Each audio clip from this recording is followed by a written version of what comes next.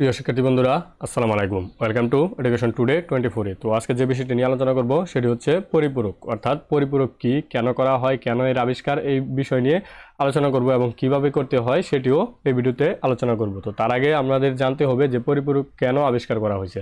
তো পরিপূরকের আবিষ্কারের কারণ হচ্ছে কম্পিউটার, আমাদের যেই কম্পিউটার চালাই এই কম্পিউটার কি করে না, মাইনাস চিহ্ন চিনতে পারে না। আর মাইনাস চিহ্ন চিনতে পারে না হিসাবে প্রত্যেকটা জিনিসের একটি অল্টারনেটিভ উপায় থাকে। তো এই পরিপূরক হচ্ছে মাইনাস চিহ্ন, যেহেতু কম্পিউটার চিনতে পারে না, এই মাইনাস চিহ্নকে চিনানোর জন্য বা মাইনাস চিহ্ন ছাড়াই মাইনাসের কাজ করার জন্য এই পরিপূরকের আবিষ্কার করা হয়েছে। অর্থাৎ এক কথায় বলতে পারি কম্পিউটার মাইনাস চিহ্ন চিনতে পারে না, তাই পরিপূরকের মাধ্যমে একটি পজিটিভ মানকে নেগেটিভ মানে রূপান্তর করে, অর্থাৎ মানটিকে পজিটিভ রেখেই সেটার মান নেগেটিভে নিয়ে আসা হয়। তো সেটা নিয়ে আর একটু বিস্তারিত আলোচনা করব পরে। তো পরিপূরক প্রধানত দুই প্রকার আমরা জানি।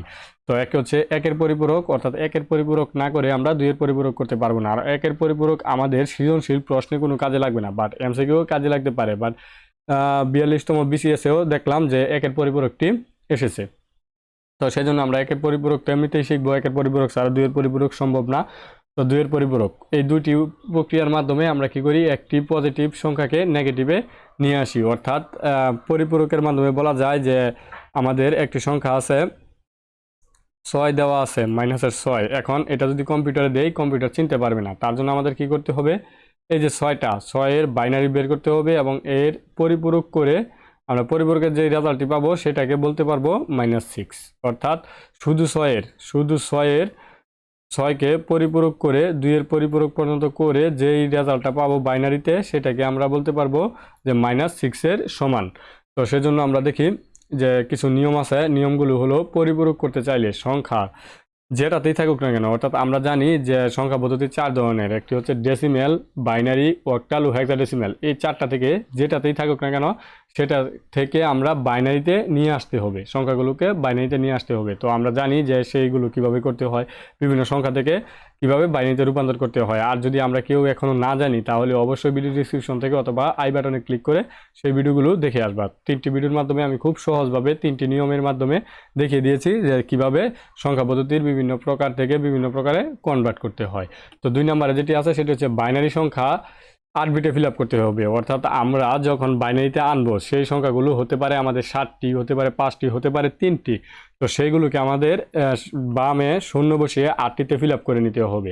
আর যদি 9টি বা 8টির উপরে সংখ্যা হয় তাহলে 16টিতে রূপান্তর করে নিতে হবে। অর্থাৎ এই বিষয়টি আমি ক্লিয়ার করে দেই। এই যে এখানে 6 আছে, এই যে 6 আছে, 6-এর বাইনারি আমরা কত জানি, 4 2 0। এটা হচ্ছে 6-এর বাইনারি। তো এই যে এই বাইনারি সংখ্যাটিকে আমরা কি করব, -6-এ রূপান্তর করব। তার জন্য আমাদের পরিপূরক করতে হবে। আর পরিপূরক করতে হলে আমাদের প্রথম কন্ডিশন তো আমরা মানলাম যে বাইনারিতে নিয়ে আসলাম, আর দ্বিতীয় কন্ডিশন হচ্ছে বাইনারি সংখ্যা 8 বিটে ফিল আপ করতে হবে। তো এখানে আছে 3টি, তো আমরা আরও 5টি শূন্য বসিয়ে দিব, 2টি, 3টি, 4টি, 5টি। এই 5টি শূন্য বসিয়ে আমরা 8 বিটে ফিল আপ করে নিলাম, এই 2 নম্বর কন্ডিশনও মানলাম। তো তারপরে যেটি আছে, 2টি সংখ্যার মধ্যে ছোট সংখ্যার পরিপূরক করতে হবে, সেটা বিস্তারিত আলোচনা করব আমি। তো 2টি সংখ্যার মধ্যে বলতে এখন তো আমরা একটি সংখ্যা দেখতে পাচ্ছি, তো 2টি কোথা থেকে আসলো। তো আমাদের প্রশ্নে এমনভাবে বলা থাকবে যে পরিপূরকের কোনো কথাই বলা থাকবে না। হয়তো প্রশ্নে বলা থাকবে যে দুইজনের পার্থক্য নির্ণয় করো, অথবা এত টাকা আছে, এত টাকা খরচ করলা, তোমার কাছে কত টাকা আছে, অথবা অনেক ধরনের। অর্থাৎ তুমি যখন বুঝতে পারবা যে আমাকে অঙ্কের মধ্যে পাটিগণিতের মতো বিয়োগের কাজটি করতে হবে কোনো না কোনো জায়গায়, তখনই আমরা পরিপূরক করব। আর পরিপূরক এই যে 2টি সংখ্যা থাকবে, 2টি সংখ্যার মধ্যে যেটা ছোট সেটার পরিপূরক করতে হবে। তো সেটা আমরা প্রমাণটি এখন দেখব। যে উদাহরণ ধরে নাও, তোমার কাছে 37 টাকা আছে, সেটা কিসে আছে, অক্টালে 37 টাকা আছে। সেখান থেকে তুমি এফ টাকা, অর্থাৎ হেক্সাডেসিমেলের এফ টাকা দিয়ে একটি কলম ক্রয় করেছো। তোমার কাছে এখন কত টাকা আছে। অর্থাৎ আমরা এখানে বুঝতে পারছি যে আইসিটিতে যদি এমন ধরনের প্রশ্ন হয়ে থাকে তাহলে আমাদের পরিপূরক করতে হবে। এখানে পরিপূরক ছাড়া এটা সম্ভব না। তো পরিপূরক আমরা সর্বপ্রথম কি করব, যে এই দুইটার বাইনারি সংখ্যা দুটি বের করে নিব। তো এখানে 37 আমরা সরাসরি যদি চাই যে না আমরা ডেসিমেলে রূপান্তর করব না তাহলেও সমস্যা নাই। তোমরা সরাসরি 37 থেকে এই যে অক্টালে রূপান্তর করেছি, 7-এর বাইনারি। এই অপর দিকে আছে 3-এর বাইনারি, এটাকে একত্রিত করে দিলাম।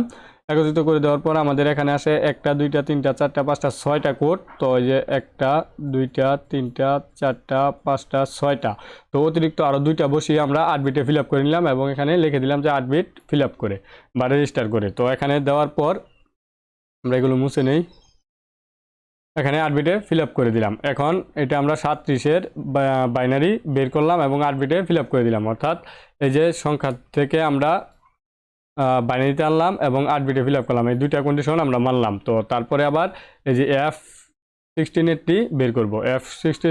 F সমান আমরা জানি কত, 15। তো এই 15-র বাইনারি হচ্ছে 1 1 1 1, অর্থাৎ 4টা 1 হচ্ছে 15 বাইনারি। আর এটাকে আমরা কি করলাম, যেহেতু 4টা আর 4টা শূন্য বসিয়ে 8 বিটে রেজিস্টার করে নিলাম। তো এই এখানেও দুইটা কন্ডিশন আমরা মানলাম। তো এই দুইটা কন্ডিশন আমাদের মানা হয়ে গেছে। এখন আমরা দেখব যে দুইটা থেকে কোনটা ছোট। এই যে এখানে বাইনারি সংখ্যাগুলো আছে আর এখানে বাইনারি সংখ্যাগুলো আছে, এখান থেকে কোনটা ছোট। তো ছোটটি নির্ধারণ করার জন্য আমরা 1 2 3 4 5 আর এদিকে 1 2 3 4 5, যেটাতে আমরা দেখব যে ডান দিকে আর বাম দিকে শূন্য অতি দ্রুত চলে আসছে, সেটা হচ্ছে আমাদের ছোট। আর যেটাতে শূন্য আসতে দেরি অথবা একের সংখ্যা বেশি আছে সেটা আমাদের বড়। তো এখানে দেখো যে আমাদের টোটাল 6টার মধ্যে 1 আছে আর এখানে 4টার মধ্যে 1 আছে, তার মানে আমাদের এটা ছোট সংখ্যা, এটা ছোট, অর্থাৎ এটাকে পরিপূরক করতে হবে। যে দুটি সংখ্যার মধ্যে ছোট সংখ্যার পরিপূরক করতে হবে। আমরা বাইনারি থেকে আইডেন্টিফাই করব, কারণ এখানে একটি অক্টাল একটা হেক্সাডেসিমেল, এগুলো দেখে আমরা বুঝতে পারবো না কোনটা ছোট কোনটা বড়, বাট এখান থেকে আমরা বুঝতে পারবো বাইনারি সংখ্যা থেকে কোনটা ছোট কোনটা বড়। তো সেগুলো আরও ভালোভাবে বুঝতে পারবে যখন আমরা সৃজনশীল প্র্যাকটিস করাবো। তো এখন আমরা এটাকে পরিপূরক করব। তো এই যে আমাদের পরিপূরক হচ্ছে এখান থেকে শুরু। এখন উপরে যেগুলো দেখাইলাম সেগুলো পরিপূরক না, কারণ সেগুলো একটা সৃজনশীল প্রশ্নের মতো হয়ে যায়। পরিপূরকটা হচ্ছে এখান থেকে শুরু, এই নিচে যেগুলো করব সেগুলো হচ্ছে আমাদের পরিপূরক। তো এই পরিপূরক এখন এটার কি করব আমরা, এই সংখ্যাটির পরিপূরক করব। তো একের পরিপূরক করব, এই যে 15-15 বাইনারি হচ্ছে এটা, তো এটার একের পরিপূরক হচ্ছে এটা।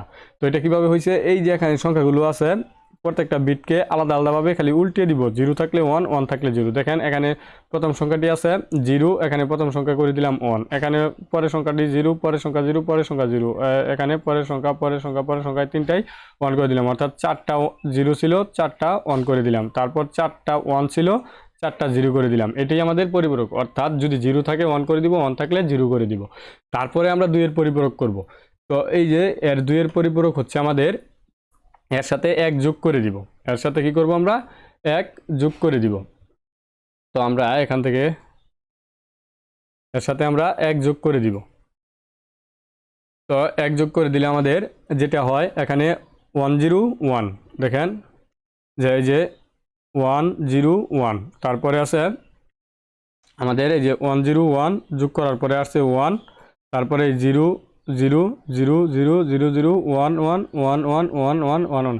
তো আমরা যারা এখনও বাইনারি যোগ পারি না বা বিয়োগ পারি না বা অন্যান্য সংখ্যার হেক্সাডেসিমেলের অক্টালের বা ডেসিমেলের যোগ বিয়োগ পারি না, তারা অবশ্যই ভিডিও ডিসক্রিপশনে লিঙ্ক দেওয়া আছে, সেখান থেকে গিয়ে যোগ বিয়োগগুলো দেখে আসবেন। তো এটা হচ্ছে আমাদের এই পরিপূরকের রেজাল্ট। এখন আমরা একটু এদিকে লক্ষ্য দিব। তো এখানে যে আমাদের কি ছিল, 15 কি ছিল, একটি পজিটিভ মান, অর্থাৎ এটাকে আমরা প্রশ্ন দেখে বুঝতে পারি যে এফটি 37 থেকে বাদ দিতে হবে, যেহেতু এটা ছোট। তো এই 37 থেকে এফটি বাদ দিতে হবে। তো বাদ দেওয়ার জন্য আমাদের কি করতে হবে, এফটিকে মাইনাস বানাতে হবে। তো আমরা প্রথমেই বলেছিলাম পজিটিভ পরিপূরক মাইনাস চিহ্ন চিনে না, তাই পরিপূরকের আবিষ্কার। দেখো এখানে এই 15 আর এই পরিপূরক করার পর আমাদের এই 15টাই আছে, শুধু -15 হয়ে গেছে। এই বাইনারি সংখ্যাগুলো হচ্ছে -15 মান, আর এখানে ছিল এই বাইনারি সংখ্যাগুলো +15 মান। জাস্ট পরিপূরকটা করা হয়েছে আমাদের 15 আগে একটি মাইনাস চিহ্ন বসানোর জন্য। তো এখান থেকে অনেক ধরনের এমসিকিউ আসতে পারে। তুমি যদি ভিডিওটাই ভালোভাবে বুঝে থাকো এবং ভালোভাবে আয়ত্ত করতে পারো, তাহলে অবশ্যই পরিপূরক থেকে যে কোনো এমসিকিউ প্রশ্ন কিংবা সৃজনশীল প্রশ্ন আসুক না কেন, তুমি পারবা, অবশ্যই পারবা। এখানে না বোঝার কিছু নাই। তো এখানে সমগ্র বিষয়টি আলোচনা করছি। তো এই যে এখানে মাইনাসের রেজাল্টটি মানে পরিপূরক, আমরা প্রমাণ করতে পেরেছি যে পরিপূরক একটি পজিটিভ মানকে নেগেটিভ মানে রূপান্তর করে, জাস্ট এটুকু, আর কিছু কাজ করে না। এখন আমরা কিভাবে এই যে এটা দুইটার মান আমরা বের করবো, যে আমার কাছে কত টাকা আছে, সেটা কিন্তু পরিপূরকের বাহিরে, পরিপূরক জাস্ট এটুকু। এর বাইরে আর কিছু নাই, পরিপূরক এটুকু। বাট আমি যখন সৃজনশীল একটি প্রশ্ন লিখেই ফেলেছি, বাট আমি এর বাইরে দেখাচ্ছি। তোমরা পরিপূরক শিখতে চাইলে জাস্ট এটুকু শিখবা। একটি পজিটিভ মানকে নেগেটিভ মানে রূপান্তর করার জন্য আমরা কি করছি, 15 বাইনারি বের করছি। বাইনারি বের করার পর 8 বিটে রেজিস্টার করছি। 8 বিটে রেজিস্টার করার পর আমরা এটাকে 1-এর পরিপূরক করে দিছি উল্টিয়ে, তারপর এটাকে 2-এর পরিপূরক করেছি 1 যোগ দিয়ে, যার ফলে আমাদের 15টি -15 হয়ে গেছে। তো এখন আমরা যখন এই যে এই বাইনারি সংখ্যাটি অর্থাৎ -15 এবং এই যে 31 অথবা অক্টালের 37 সংখ্যাটি দুইটা একত্রে যোগ করে দিব, তখন আমাদের দুইটার পার্থক্য অটোমেটিক্যালি বেরিয়ে যাবে। দেখো অতএব আমি এখন উপরেগুলো মুছে দেই। এই যে দেখো অতএব 31 সমান আমাদের এটা, এই বাইনারি সংখ্যাগুলো আছে। তো -15 সমান আমরা এই যে এইগুলো এখানে নিয়ে আসলাম, আর আনার পর এখন আমরা এটি যোগ করে দিব। যোগ করে দিলে আমাদের যেটি আসে রেজাল্ট, এই যে 1 1 0 হাতের আছে 1, এখানে যদি 1 চলে আসে তাহলে 1 1 আবার 0, এখানে আবার হাতের আছে 1, এখানে 1 চলে আসলে 1 1 আবার 0, এখানে আবার হাতের 1 আসছে এই 1 1 আবার 0, এখানে আবার হাতের 1 আসছে, এখানে 1 তিনটা হয়ে গেছে। তিনটা 1 হলে আমাদের 1 হাতের থাকে 1, 1 1 0, আবার হাতের আছে 1 1 1 0, আবার হাতের আছে 1 1 1 0, হাতের আছে 1, এই একটি এখানে চলে আসছে। আর এই একটি হচ্ছে আমাদের ক্যারিবিট। ক্যারিবিট সবসময় বাদ যায়, এই 1 ক্যারিবিট। এখন এই ক্যারিবিট বাদ দিয়ে এবং শূন্যগুলো বাদ দিয়ে আমরা মানগুলো লিখব। তো এখানে আমাদের এই যে 31 থেকে 15 বাদ দিলে আমাদের 16 আসে। এখানে বাইনারি সংখ্যাগুলো 16 আছে, 1 2 4 8, এই যে 16 করে আছে, অর্থাৎ 16 আমরা যোগের মাধ্যমে বিয়োগের মানটি পেয়ে গেছি 2-এর পরিপূরক ব্যবহার করে। তো এই ছিল আমাদের আজকের পরিপূরক সম্পর্কে সম্পূর্ণ ক্লাস। আর এখানে এমন একটি কথাও বাদ যায়নি যে তোমরা পরীক্ষাতে আসবে যে তোমরা পারবা না। তো এই বিষয়টা যদি তোমরা না পারো তাহলে ভিডিওটি বারবার দেখবা, রিপিট। তো আশা করি তোমরা বুঝতে পারবা। তো ভিডিওটি যদি ভালো লাগে থাকে তাহলে অবশ্যই বন্ধুর কাছে শেয়ার করে দিবা এবং একটি লাইক একটি কমেন্টস অবশ্যই করে যাবা। আর যদি অতিরিক্ত ভালোই লেগে থাকে তাহলে অবশ্যই আমার চ্যানেলটি সাবস্ক্রাইব করে রাখবা এবং পাশে থাকা বেল আইকনটি অন করে দিবা। তো ভিডিওটি প্রথম থেকে শেষ পর্যন্ত দেখার জন্য তোমাদের অসংখ্য ধন্যবাদ। আসসালামু আলাইকুম।